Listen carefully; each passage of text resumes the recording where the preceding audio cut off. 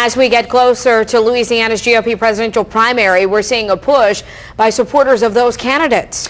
Ron Paul is one of the 4 candidates vying for that nomination, and his supporters hit the streets this afternoon. KSLA News 12's Fred Childers has more on tonight's top story. The local Ron Paul campaign gathered on a busy Shreveport street this afternoon, trying to deliver a message to as many people as possible on what Ron Paul stands for and his platform. Ron Paul supporters lined Youree Drive Friday afternoon, hoping to raise awareness of their candidate. We can't really get it across through the media, so we figure we'll do it ourselves. You know, you don't see a whole lot about him, and so we're just trying to get the name out there. Hopefully people will go home and Google him. Judging by the reaction from motorists, many of them already know him. And we've had a lot of people coming by honking and approve of him.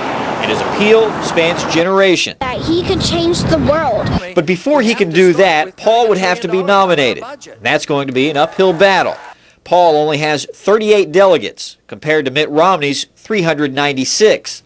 Romney will visit the Arklatex for a private fundraiser on the 23rd. What do you think about that? Well, let him come stump. You know, we will probably show up with our signs. I'd like to go wave my signs. I think if he wants to come here, that's great.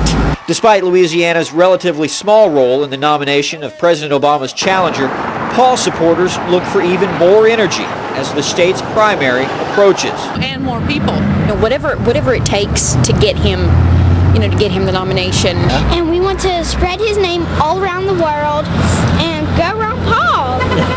And many are speculating that this Republican fight between Mitt Romney, Newt Gingrich, Rick Santorum, and Ron Paul could last all the way to the convention.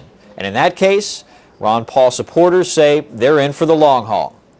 Reporting in the Alert Center, Fred Childers, KSLA News 12.